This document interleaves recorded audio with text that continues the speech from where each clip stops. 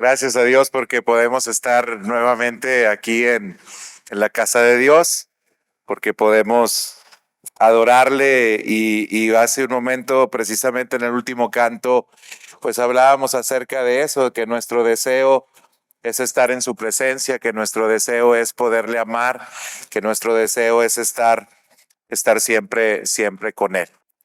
Les quiero, por favor, pedir que vayan a la carta a los Romanos, al capítulo número 9. Carta a los Romanos, capítulo número 9.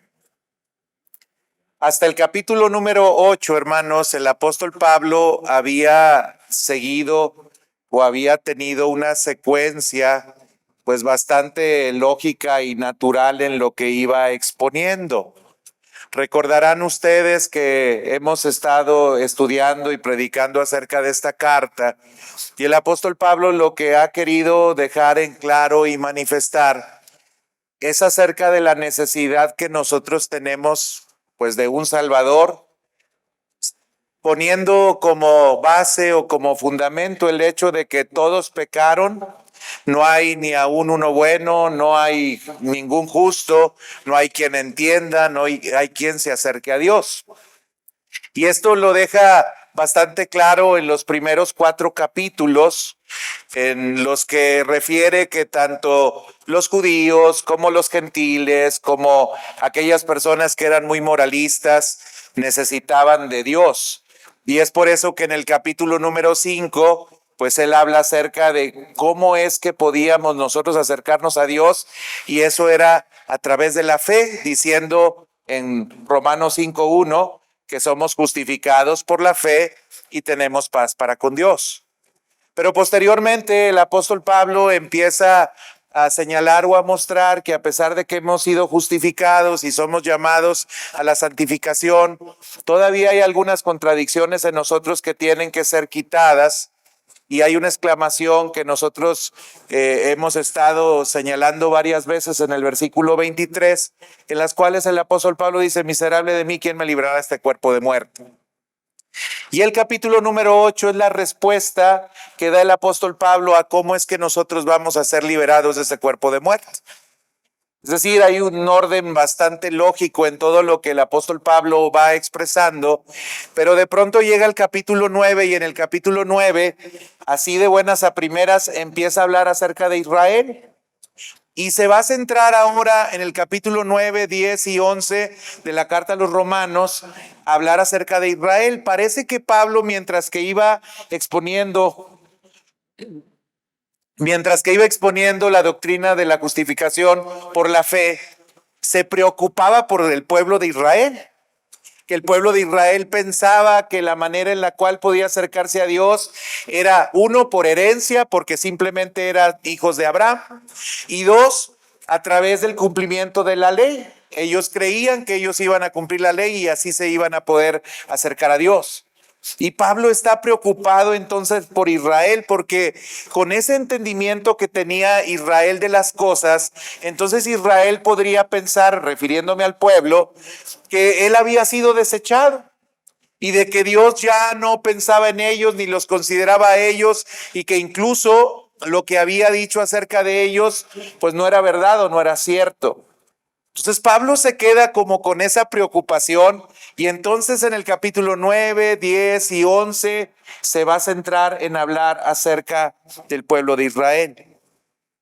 Sin embargo, hermanos, el capítulo 9, a pesar de que claramente habla acerca de Israel y de los propósitos que Dios tenía para con él, ha sido interpretado de una manera incorrecta y ha suscitado una controversia que es bastante sabida y que es histórica y bastante añeja desde el siglo XVI.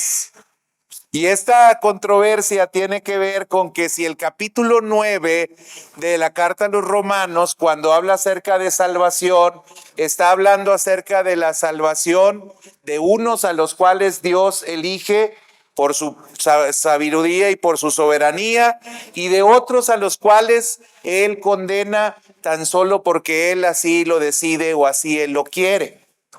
Y hay algunos pasajes en el capítulo 9 que entonces aquellos que siguen una doctrina o una teología llamada calvinista o reformada, enseñan y dicen que según hay algunos versículos aquí que están hablando o están señalando que Dios elige a unos para salvación y a otros los elige para condenación. Así es que hoy yo hubiera querido irme directo a la explicación del pasaje, pero como hay esta controversia, tengo que contestar primeramente a la pregunta de si efectivamente Dios elige a unos para condenación y elige a otros para salvación. Pareciera que la pregunta podría tener una respuesta bastante obvia y tendríamos que decir que, pues no. Pero hay muchos hermanos que no entienden así las cosas y es por eso que es importante que hoy expongamos con detenimiento este pasaje. Y quizás la respuesta a esta pregunta la voy a tener que dar en dos mensajes. Hoy, primeramente, quiero hablar acerca de por qué quiero responder a esta pregunta a través del texto.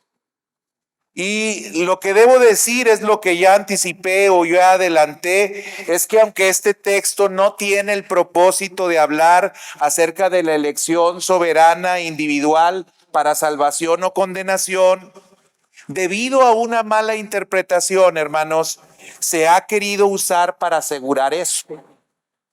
El problema, hermanos, está que el que lee el pasaje para afirmar esto está condicionado o influenciado por un sistema de creencias que tiene respecto a cómo es que se da la salvación.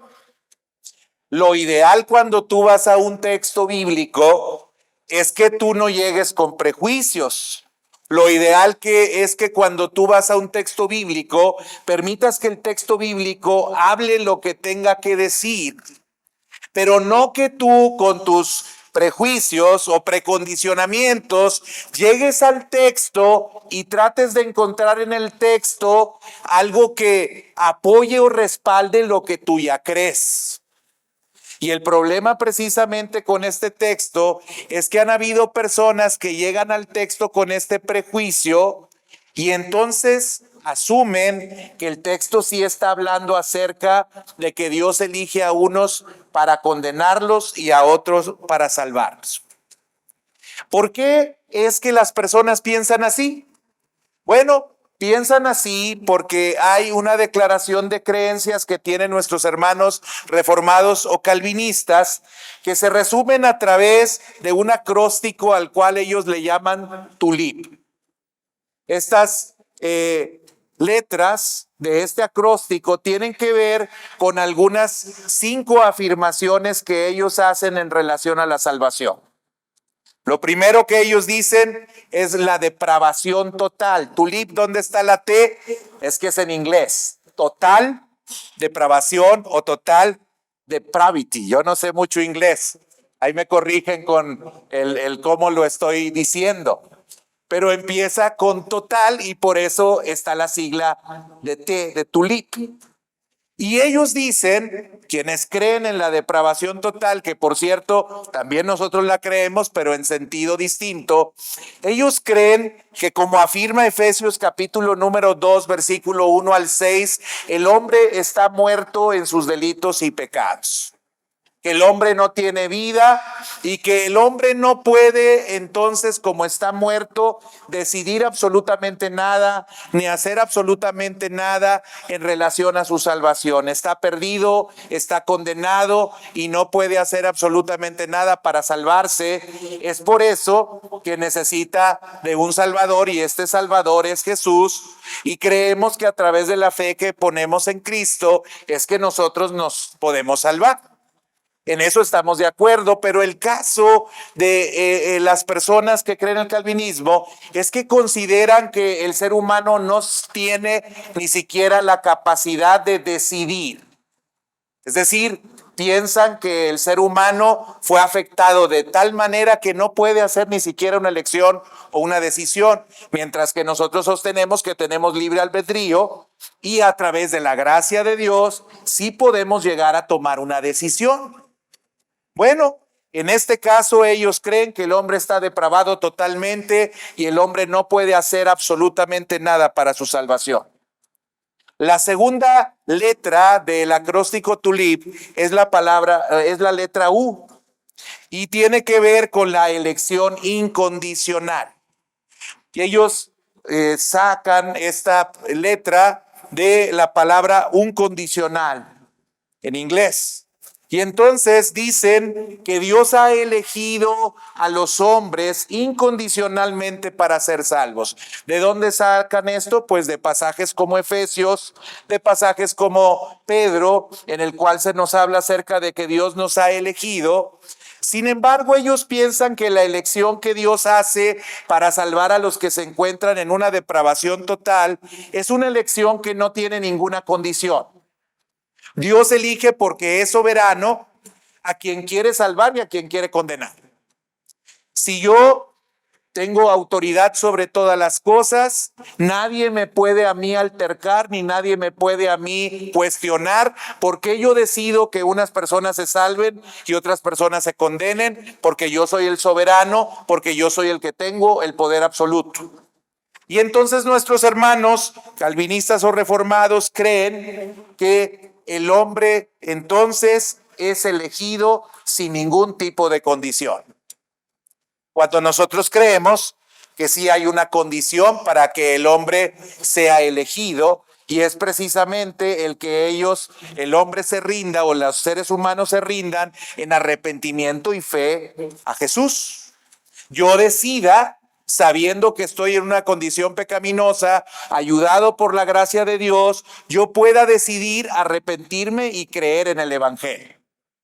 Pero ellos sostienen que no, que Dios te da vida primeramente sin necesidad de que te arrepientas o tengas fe y luego enseguida sucede lo otro.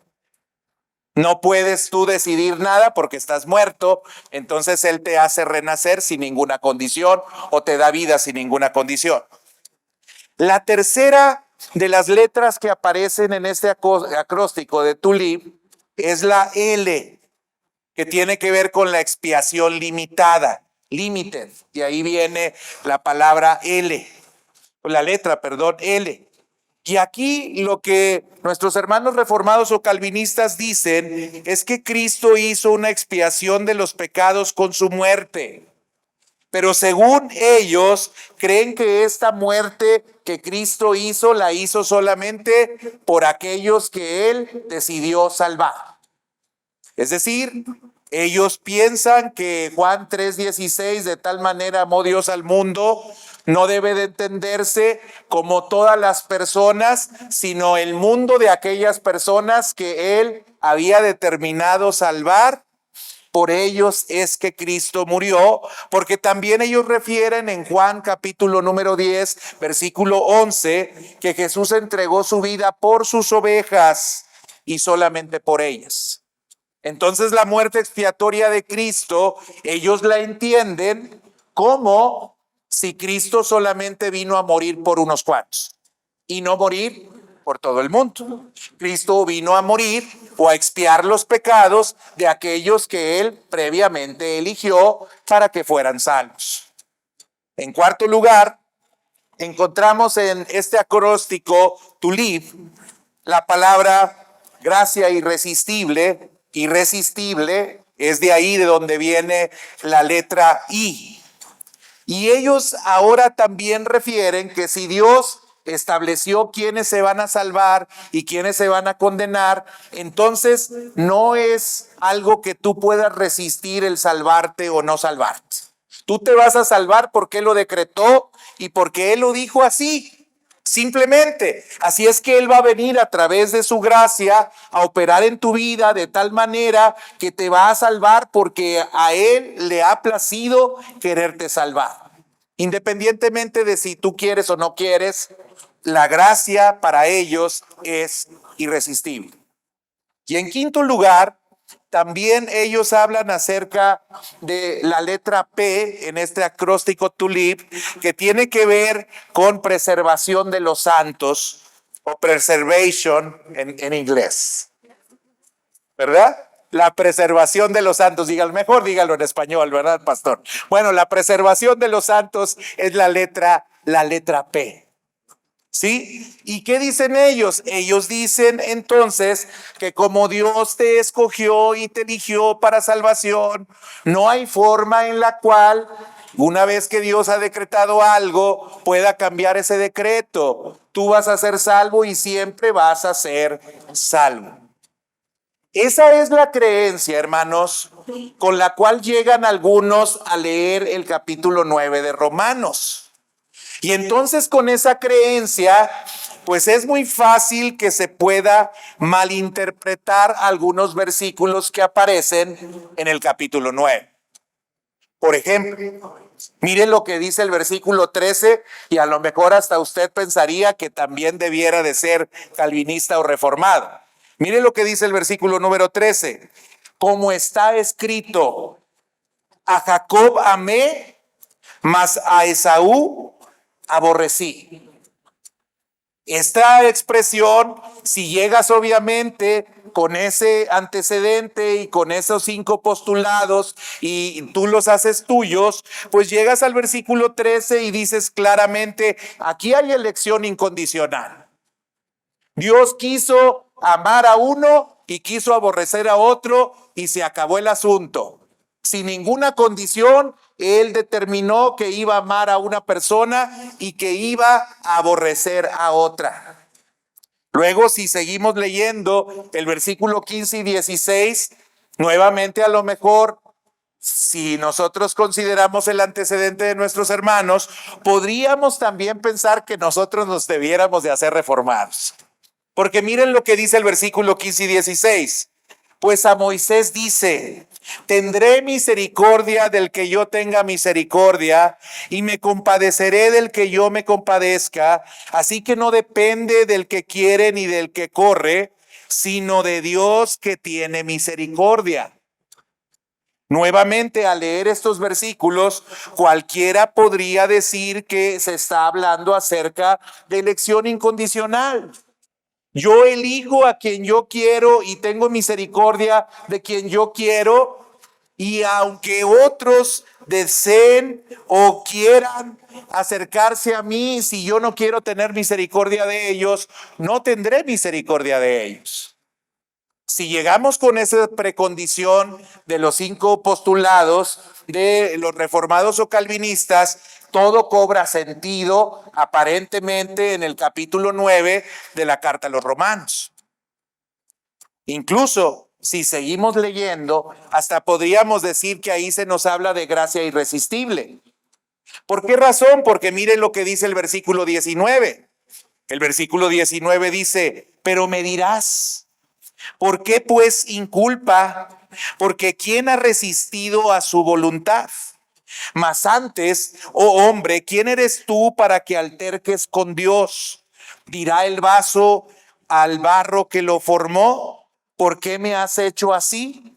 ¿O no tiene potestad el alfarero sobre el barro para hacer de la misma masa un vaso para honra y otro para deshonra?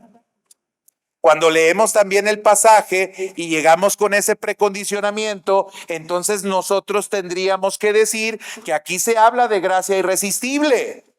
¿Por qué razón? Porque se dice que nosotros no podemos altercar con aquel que nos hizo o con aquel que es nuestro alfarero. Y si Dios decidió hacer algo con nosotros, Él así lo decidió y nosotros nada tenemos que decir respecto a lo que Él decidió respecto a nosotros.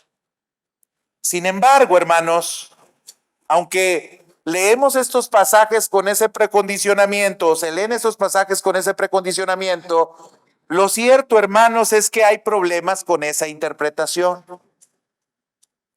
Y los problemas tienen que ver con contexto y tienen que ver con armonía.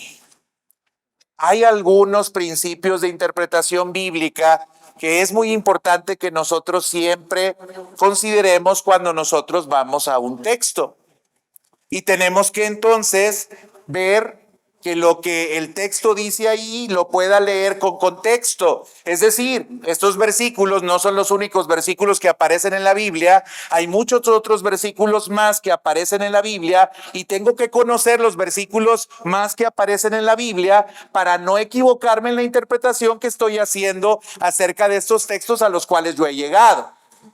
Y otra cosa que tengo que saber es que si yo llego a un texto y el texto aparentemente está contradiciendo algún otro texto más, pues tenemos que entender que si no hay armonía, estoy interpretando mal el texto, porque Dios no se equivoca y no dice una cosa en un lugar y en otra dice otra. Porque la palabra de Dios pues debe de ser dada de manera perfecta. La palabra de Dios no puede tener ningún tipo de contradicción. Así que, considerando estos principios, hermanos, nosotros podremos asegurar que este pasaje, aun cuando ya los leímos y parecen que son pasajes muy calvinistas, el detalle, hermanos, es que tienen problemas en la interpretación porque no están considerando ni el contexto ni están considerando la armonía. Ahora bien, veamos algunos de los problemas que tienen en relación con el contexto. El primer problema, hermanos, está con el contexto histórico. Este pasaje de Romanos capítulo número 9, hermanos, nunca se había interpretado como una enseñanza para hablar acerca de la doble predestinación incondicional para salvación y condenación antes de Agustín de Hipona. Es decir, es a partir del siglo V que algunas personas empiezan a creer que este capítulo 9 habla acerca de eso, cuando pasaron 4 siglos del cristianismo y todos los que llegaban a este texto jamás dijeron que en este texto se hablara acerca de esta predestinación incondicional. Ese es el primer problema, el contexto histórico. Sí, la palabra de Dios no puede cambiar con el paso del tiempo o con el curso del tiempo. La palabra de Dios permanece para siempre y siempre dará el mismo mensaje. No podemos cambiar un mensaje de un siglo a otro siglo. Séquese la hierba, marchítese la flor, mas la palabra del Dios nuestro permanece para siempre. Ese sería el primer problema. Pero el segundo problema tiene que ver incluso con el contexto literario. Mire usted, el capítulo 9 inicia no hablando acerca de una elección de individuos para salvación, sino hablando acerca de una elección corporativa. ¿A qué me refiero con esto, hermanos? Mire lo que dice Romanos capítulo 9, versos 1 al 5. Dice, verdad digo en Cristo, no miento. Y mi conciencia me da testimonio en el Espíritu Santo que tengo gran tristeza y continuo dolor en mi corazón, porque desearía yo mismo ser anatema, separado de Cristo, por amor a mis hermanos, los que son mis parientes según la carne, que son israelitas, de los cuales son la adopción, la gloria, el pacto, la promulgación de la ley, el culto y las promesas, de quienes son los patriarcas y de los cuales, según la carne, vino Cristo, el cual es Dios sobre todas las cosas, bendito por los siglos. Amén. Yo les dije en la introducción que Pablo está preocupado por Israel. ¿Por qué está preocupado por Israel? Porque dice, muchos de los israelitas no están viniendo a la salvación porque no aceptan a Jesucristo como su justicia ni como su Salvador, no aceptan a Jesucristo como el Mesías, y yo estoy preocupado entonces por eso. Pablo entonces inicia el capítulo 9 no hablando acerca de individuos particulares. Está hablando acerca de una nación, y esta nación es la nación de Israel. La preocupación de Pablo en todos estos capítulos 9, 10 y 11 no son individuos particulares. La preocupación del apóstol Pablo son su pueblo, los israelitas, de quienes son los pactos, de quienes son la adopción, de quienes son la ley, de quienes son el culto, de quienes son las promesas. Esa es la preocupación que tiene el apóstol Pablo. Israel, ¿qué va a pasar con aquellos que son de mi nación?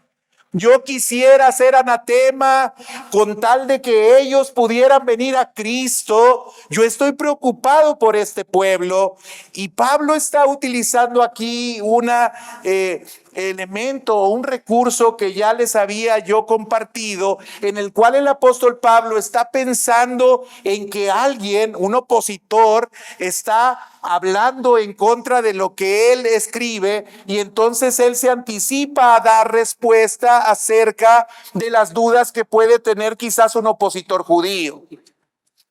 ¿Y cuál podría ser las dudas? Las dudas podrían ser entonces, ¿la palabra de Dios miente? Porque si nosotros nos habían dicho que éramos los elegidos, nos habían dicho que nosotros a través de la ley podíamos venir a Dios, ahora resulta que no, ahora son los gentiles los que nos ganaron la carrera, y ahora son los gentiles los que llegaron a Cristo, y ahora son los gentiles los que son salvos. Y Pablo piensa en ese opositor, y entonces empieza a hablar, no, déjenme les explico qué va a pasar con Israel. Así es que sería muy difícil que nosotros pudiéramos decir que los versículos siguientes están haciendo referencia a individuos particulares a los cuales Dios elige para ser salvos o para ser condenados, porque está hablando acerca de una elección corporativa, de una elección que Dios hizo de una nación en particular para cumplir un propósito en particular. Dios quiso usar a Israel y decidió usar a Israel para que nosotros pudiésemos conocer el mensaje del evangelio. Dios quiso utilizar a Israel, y en sus propósitos así lo definió y lo estableció, para que a través de esta nación y de este pueblo pudiera venir Cristo, en quien nosotros creemos y por el cual nosotros somos salvos. De eso está hablando estos versículos. Y si nos quedan dudas, hermanos, podemos ver cómo cierra también el capítulo 9. Pablo sigue hablando acerca del pueblo de Israel. Miren lo que dice Romanos 9, 30 al 32. ¿Qué pues diremos? Que los gentiles que no iban tras la justicia han alcanzado la justicia, es decir, la justicia que es por fe. Mas Israel, subraye eso, mas Israel, que iba tras una ley de justicia, no la alcanzó. ¿Por qué iban tras ella? No por fe, sino como por obras de la ley, pues tropezaron en la piedra de tropiezo. Pablo nuevamente al inicio del capítulo, al final del capítulo, él sigue teniendo en mente a Israel. No tiene en mente a individuos particulares.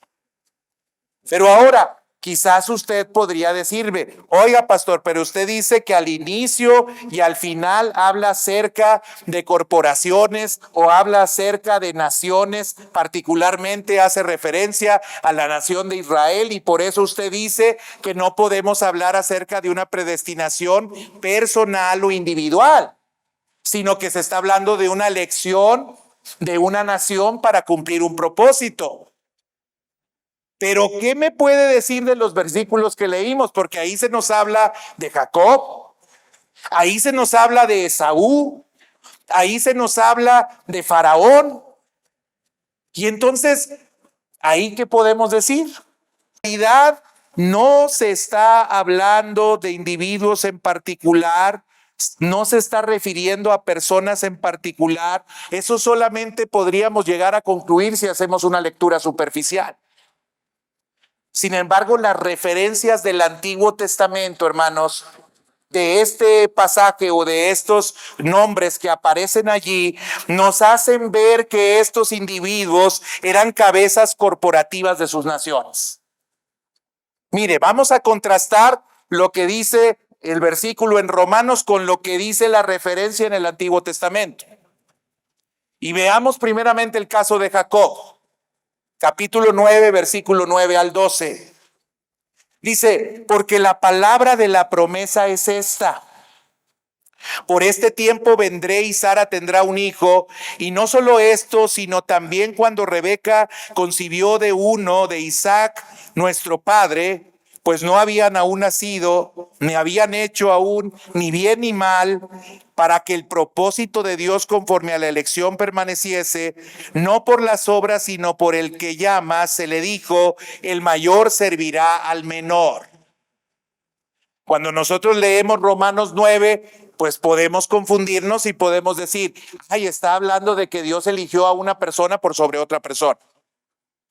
Y eso daría pie o cabida para que habláramos acerca de que Dios puede elegir a uno, un individuo en particular, para que se salve y otro para que se condene. Pero esto no está diciendo el texto. Mire lo que dice Génesis 25, versículo 23.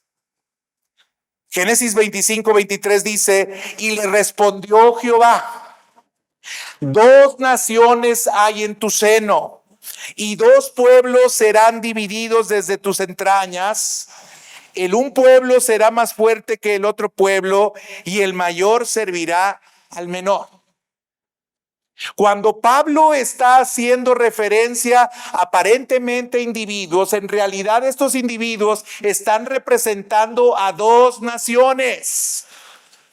Es decir, de Jacob saldría una nación que es la nación de Israel, y de Esaú también saldría otra nación.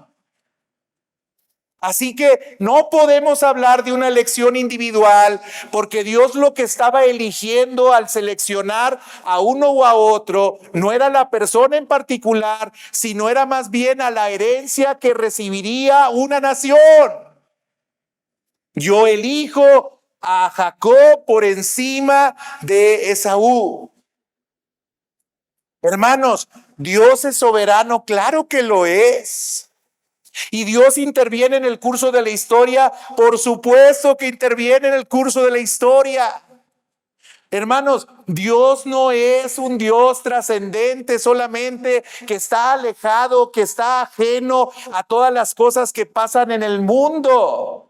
Nosotros no creemos que Dios solamente creó el mundo y el universo, lo puso a funcionar y se apartó de él y dejó que todos hiciéramos lo que quisiéramos en el mundo o en el universo que tenemos.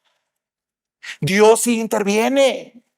Dios sí participa, y en el curso de la historia hace elecciones sobre naciones e incluso sobre personas, pero no para salvar o condenarlas, sino para que se pueda cumplir el propósito original que Él tiene, de que Él desea que todos procedan al arrepentimiento, de que Él desea que todos vengan a Él, y usará todos los medios y todos los recursos posibles para que las naciones y todos los pueblos y todas las personas puedan conocer acerca de Cristo.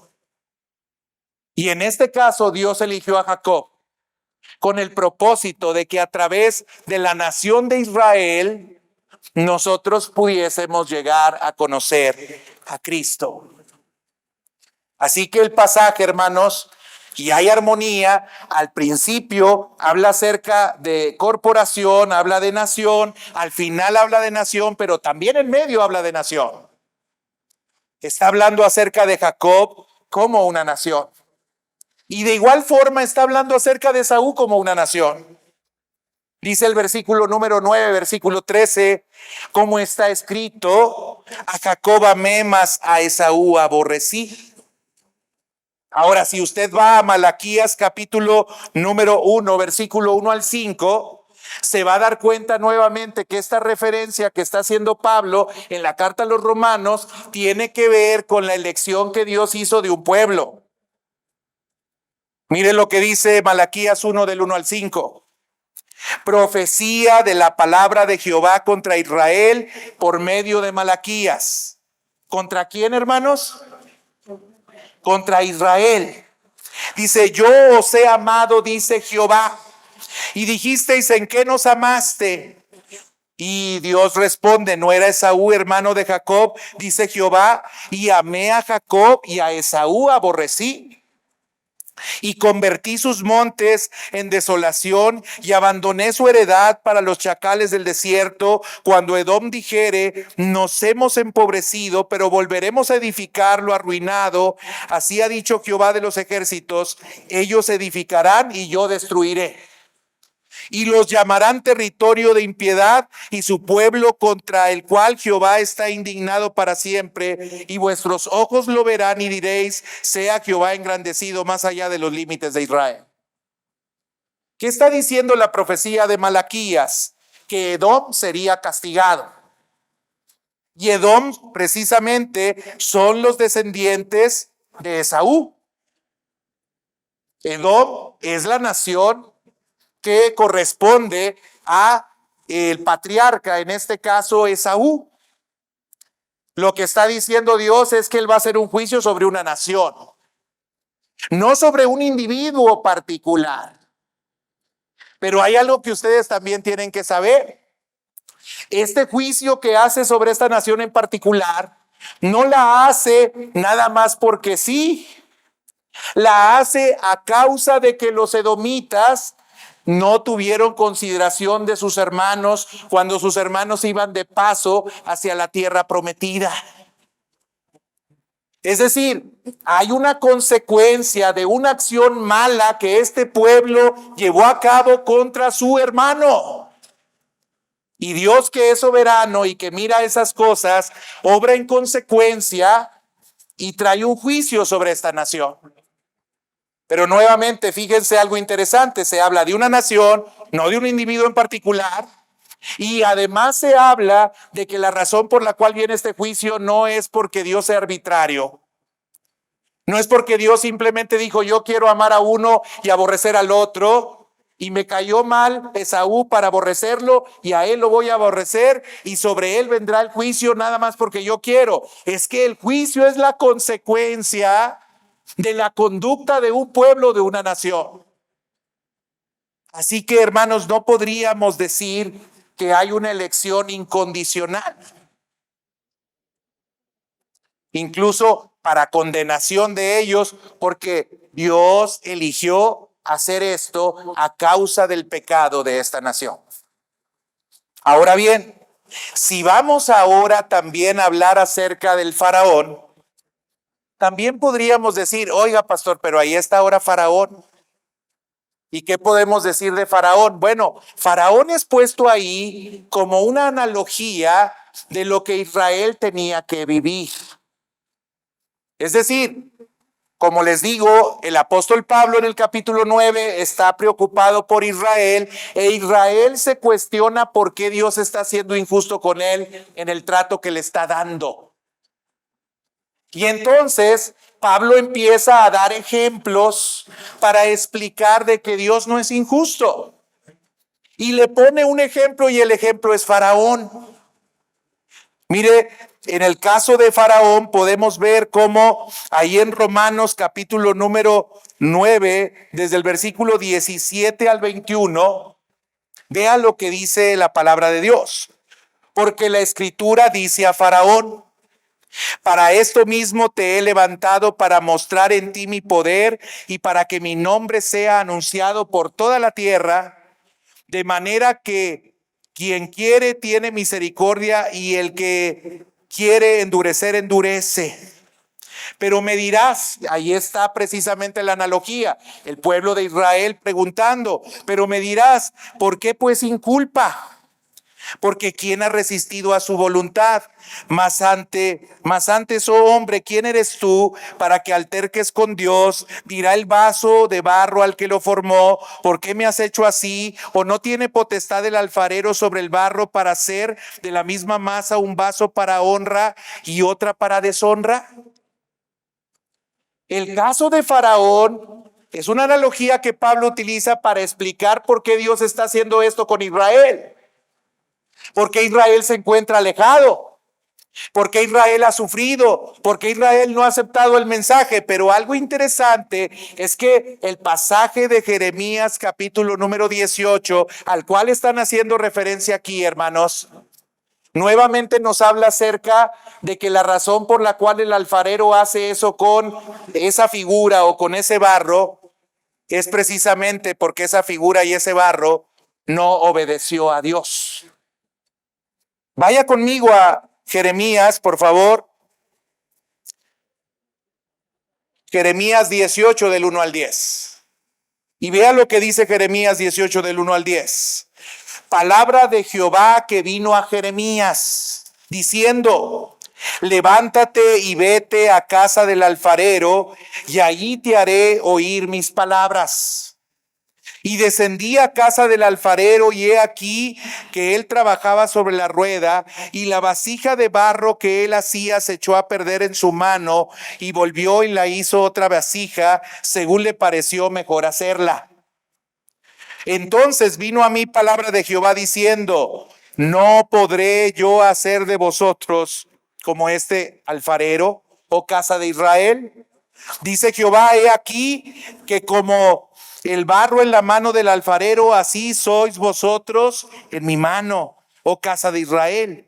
En un instante hablaré contra pueblos y contra reinos para arrancar y derribar y destruir. Pero si estos pueblos se convirtieren de su maldad contra la cual hablé, yo me arrepentiré del mal que había pensado hacerles, y en un instante hablaré de la gente y del reino para edificar y para plantar. Pero si hiciera lo malo delante de mis ojos, no oyendo mi voz, me arrepentiré del bien que había determinado hacerle. ¿Qué está diciendo en Jeremías ahora el profeta? Lo que está diciendo nuevamente es lo que justamente yo señalaba cuando hablaba acerca de Malaquías. Que la razón por la cual Dios hace eso con ese barro es porque advierte y dice que aquellas personas que hacen el mal, aun cuando Dios había determinado hacerles el bien, les vendrá la consecuencia por el mal que ellos hacen.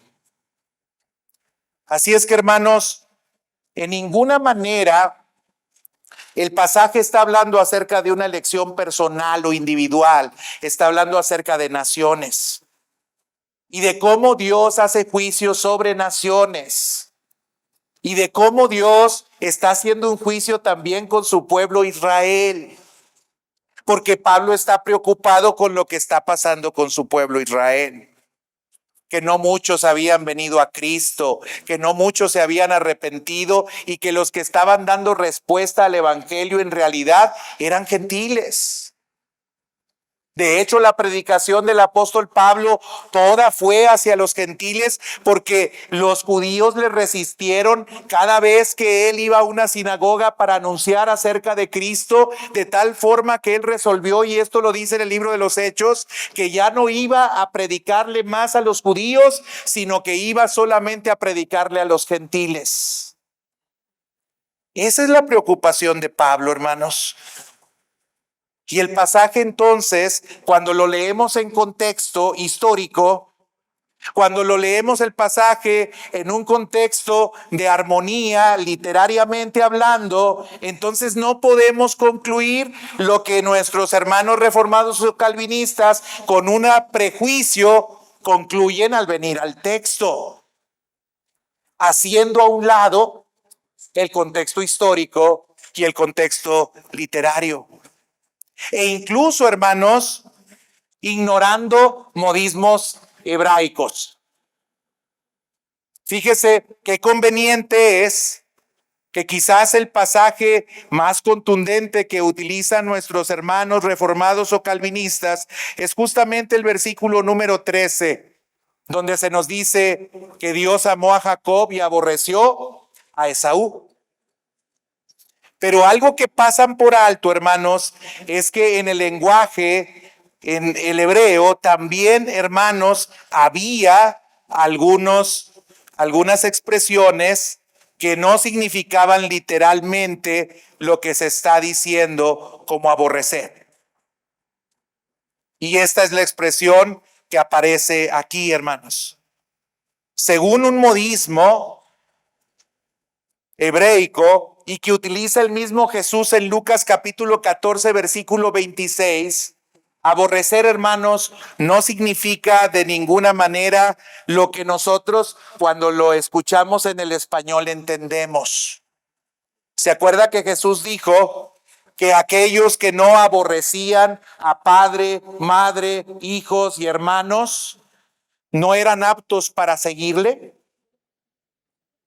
En realidad Jesús estaba diciendo eso y nos estaba invitando a que nosotros aborrezcamos a nuestras familias para que entonces verdaderamente seamos buenos discípulos. Pues claro que no, hermanos, era un modismo. Lo que quería hacer ver Jesús y también está queriendo hacer aquí ver el apóstol Pablo es que debía de tener prioridad alguien sobre otra persona, y en este caso Dios decidió darle prioridad a Jacob por encima de Saúl. Porque incluso, hermanos, si usted ve la historia de Jacob y Esaú en el Génesis, se va a dar cuenta de que Dios no solamente prometió que iba a bendecir a Jacob, sino que también prometió que bendeciría a Esaú. Así que no podemos pensar que Dios aborrece a alguien al cual al mismo tiempo bendice. Lo que sí quiere decir este pasaje es que Dios tuvo predilección y sí Dios amó más de alguna manera a Jacob por encima de Esaú y escogió que para los propósitos que él tenía, Jacob fuera el pueblo o Israel fuera el pueblo que él utilizaría para dar a conocer la salvación. Pero ahora también hay otra expresión que parece difícil ahí porque habla acerca de que Dios endureció el corazón de Faraón.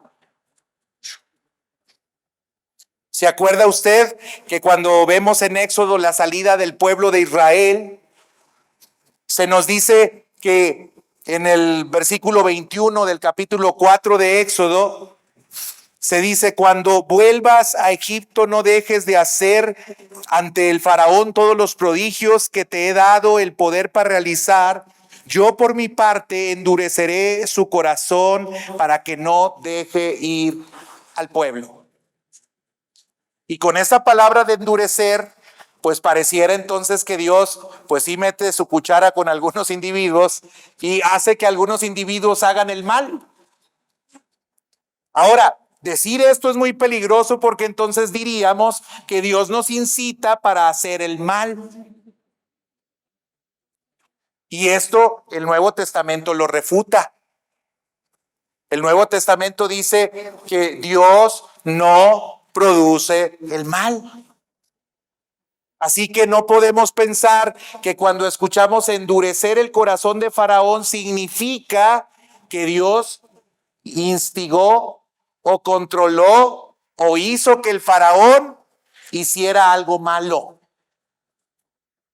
Porque Dios no tienta a nadie. Porque Dios no pone en esa condición a nadie. Pero lo que sí podemos entender, hermanos, es que Dios sí endurece a aquel que previamente ya está endurecido. Faraón, hermanos, no era una perita en dulce. ¿A poco cree que Faraón muy fácilmente dijo cuando llegó Moisés: ¿sabes qué? Ya me voy con el pueblo de Israel, voy a ir a adorar, me los voy a llevar a todos y sabes, después de que adoremos vamos a regresar y ya nos vamos a ir de Egipto, Ahí te encargo que nos mandes todas las riquezas que nosotros necesitamos para establecernos como nación. ¿Usted cree que el faraón iba a decir: así como no? ¿Y tu paleta de qué sabor la quieres? Claro que el corazón de Faraón estaba endurecido para no dejar ir al pueblo de Israel. Pero Dios en sus propósitos y como es soberano, quiso utilizar y endurecer el corazón que ya estaba endurecido de Faraón para mostrar la gloria que él tenía y para mostrar el favor que tenía para Israel, porque la manera en la cual les hizo salir fue una manera gloriosa y maravillosa. Hermanos, esta palabra de endurecimiento es una palabra que aparece en el hebreo y es la palabra chasad. Y esta palabra chasad que es el único pasaje en el cual se aparece o se traduce como endurecer, puede significar también reforzar, animar, reparar o fortificar. Esto, hermanos, tiene sentido porque hay pasajes en la Biblia en las cuales, por ejemplo, Josué fue animado y se utiliza cuando habla acerca de ánimo la palabra chazad. O cuando Jonatán ayuda a David a encontrar fortaleza en Dios en 1 Samuel 23:16, se utiliza también la palabra chazad. O cuando los vecinos le ayudaron a Judá en Esdras capítulo número 1, versículo 6, se utiliza la palabra chazad. O cuando los levitas ayudaron a los sacerdotes a cumplir su misión en 2 Crónicas 29:34, se utiliza la palabra chazad. En otras palabras, hermanos, Dios le dio una ayudadita al faraón. Dios fortaleció a Faraón para decir, si ya estás endurecido, pues te echo una manita más para que te endurezcas más. ¿Por razón de qué? Por razón de que quiero mostrar mi gloria. Yo afirmo o yo no hago nada más bien para evitar que tú sigas endurecido. Es como lo que leemos en Romanos, capítulo número 1, cuando dice que Dios abandonó a aquellos que se habían opuesto al mensaje que Dios le había dado a través de las cosas creadas. Lo que Dios está diciendo aquí es que de alguna manera retiró la gracia de este hombre porque este hombre ya estaba endurecido y lo dejó que quedara en esa misma condición. Pero no significa que él haya elegido que Faraón fuese así. Él sabía que Faraón era así.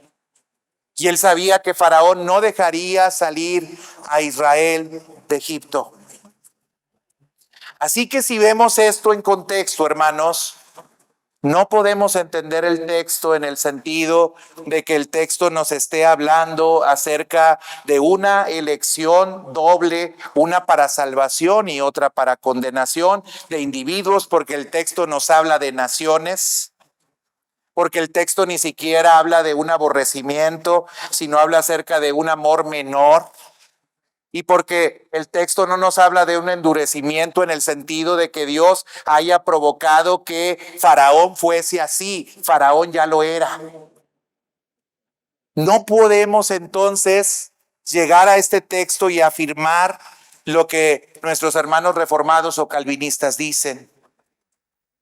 Hermanos, es muy claro que la preocupación del apóstol Pablo no está en una elección individual para salvación o para condenación, sino más bien está en la elección de Israel para servir a los grandes propósitos de Dios. Específicamente es sobre cómo Dios es justo en su trato con Israel y es cómo Él cumplió su palabra de la manera en la que los trató. Este capítulo 9, 10 y 11 se tratan de esto. Pablo está preguntando si la nación de Israel podrá salvarse y si Dios es justo en la manera en la que los ha tratado como grupo. Las preguntas que están en la cabeza de Pablo son: ¿los judíos salvados por su genealogía? Y obviamente no, porque ya lo había explicado él desde antes en el capítulo número 4 y nos había dado ejemplo a través de la misma vida de Abraham, que fue justificado por la fe y que los judíos tendrían que ser justificados también por la fe. La pregunta de Pablo que está en estos capítulos presente es si los judíos deben de creer en Jesús para ser salvados. Y la respuesta es obviamente que sí. Esa es en realidad la preocupación que tiene el apóstol Pablo cuando escribe este capítulo 9, 10 y 11. Si tuviéramos que responder a la pregunta, entonces Dios condena a unos y salva a otros, pues yo tendría que decirles no. Y no solamente porque no lo dice este pasaje, hermanos, sino porque no se dice en toda la Escritura. Y como no tengo tiempo a ir a toda la Escritura, para probarle que Dios no condena a unos y Dios no salva solamente a otros, el próximo domingo no se pierda el segundo episodio de la pregunta, entonces Dios condena a unos y salva a otros, porque utilizaré todos los textos bíblicos que nos muestran todo lo contrario. Espero, hermanos, haya sido claro en mi exposición, y si tiene preguntas, allá lo veo afuera. Pero he tratado de exponer lo más sencillo y lo más claro este pasaje para que nosotros podamos entender, hermanos, que este pasaje no puede ser usado de la manera en la cual lo utilizan nuestros hermanos calvinistas o nuestros hermanos reformados. Con esto, hermano, quiero también decirle y abrir un paréntesis. No en todas las cosas nosotros como cristianos estamos de acuerdo. Pero eso no significa, hermanos, que nosotros debamos de estar peleados con nuestros hermanos. Yo he expuesto lo que entiendo que la Biblia dice. Les he explicado lo que sé que la Biblia dice. Otros lo han entendido de manera distinta y esto ha ocasionado desde el siglo XVI muchos problemas. Estamos en el siglo XXI y lo peor que podríamos hacer es seguirnos peleando. Así es que yo no le llamo a que contendamos por estas cosas. Hay cosas que sí son esenciales a la fe. Nuestros hermanos calvinistas, así como nosotros, creemos que la salvación es por gracia. Creemos que la salvación es a través de Jesucristo. Creemos que Jesucristo provee los medios para que nosotros podamos ser salvos. Y hermanos, con esto creo que es suficiente para que podamos tener una muy buena relación con nuestros hermanos. Así que si algún hermano calvinista me va a ver, le quiero decir que lo quiero mucho y lo amo mucho. Dios les bendiga. Vamos a ponernos de pie y vamos a orar.